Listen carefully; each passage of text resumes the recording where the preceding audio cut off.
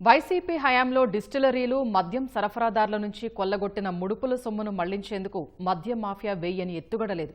ఉత్తరాది రాష్ట్రాలకు చెందిన పేదలకు 5,000 రూపాయల చొప్పున ఇచ్చి ఆధార్ పాన్ కార్డుల్ని కొనుగోలు చేసింది. వారినే డైరెక్టర్లుగా పెట్టి 17 డొల్ల కంపెనీల్ని సృష్టించింది. వాటి ద్వారా భారీ ఎత్తున నిధులు మళ్లించింది. తామే డైరెక్టర్లమనే విషయమే ఆ పేదలకు తెలియదు. సిట్టు పరిశీలనలో ఇవన్నీ బయటపడ్డాయి. డొల్ల కంపెనీలు పెట్టడం, నిధులు మళ్లించడంలో వైసీపీ నేతలు సిద్ధహస్తులు అనేందుకు ఈ ఘటనే నిదర్శనం. Nandlal mansion, flat number 02, Champagalli, Kalbadevi, Mumbai. ఈ చిరునామాతో Kripati enterprises, Maliska gold and jewellery, Newmount gold and jewellery, ఓల్విక్ మల్టీవెంచర్, కేరాజ్ ఎంటర్ప్రైజెస్, విశాల్ ఎంటర్ప్రైజెస్ ఏర్పాటైనట్లు బయటపడింది.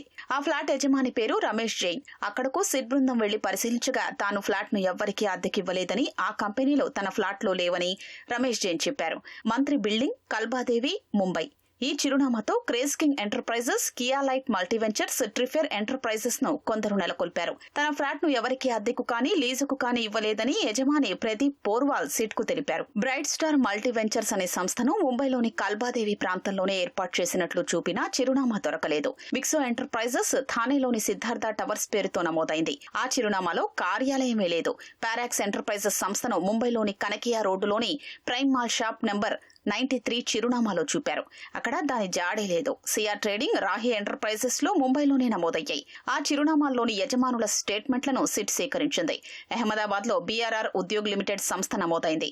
కార్యాలయ చిరునామాను గుర్తించిన 3 ఏళ్ల నుంచి సీజ్ చేసి ఉంది. వాగ్నర్ షిప్పింగ్, శ్రీజే ఇన్ఫోటెక్ సంస్థల్ని ముంబై, థానేలో నమోదు చేసినట్లు చూపినా తప్పుడు చిరునామాలుగా తేలాయి. సిట్ గుర్తించిన 17 డొల్ల కంపెనీల్లో 7ంటిని జయప్రకాష్ జోషే అనే కంపెనీ సెక్రటరీ సిఫార్సు చేశారు. డైరెక్టర్లు చిరునామాల వివరాల్ని పరిశీలించకుండానే Kripati enterprises, Maliska gold and jewellery, Newmount gold jewellery, craze king enterprises, కేరాజ్ ఎంటర్ప్రైజెస్, కియా లైట్ మల్టీవెంచర్స్, ట్రిఫెర్ ఎంటర్ప్రైజెస్ సంస్థల్ని registrar of companies K Jayaprakash పంపారు. ముంబైకు చెందిన సుశాంత్ అలియాజ్ ఆశిష్ అనే వ్యక్తి రిజిస్ట్రేషన్ కోసం 7 కంపెనీల కేవైసీ పత్రాలు తెచ్చివ్వగా ఒక్కో కంపెనీకి 10,000 చొప్పున వసూలు చేసినట్లు ప్రకాష్ జోషి సిట్ కు తెలిపారు. హర్నాథ్ రామ్ అనే మరో కంపెనీ సెక్రటరీ ధనుంజయ్ తివారీ అనే వ్యక్తి ఇచ్చిన పత్రాల ఆధారంగా ఓల్విక్ మల్టీవెంచర్ ను రిజిస్ట్రేషన్ కోసం సిఫార్సు చేశారు. డైరెక్టర్లు కార్యాలయ చిరునామాను పరిశీలించలేదు. ఒక్కో వ్యక్తికి 5,000 నుంచి 15,000 ఇచ్చి ఆధార్, పాన్ కార్డుల్ని మాఫియా కొన్నది.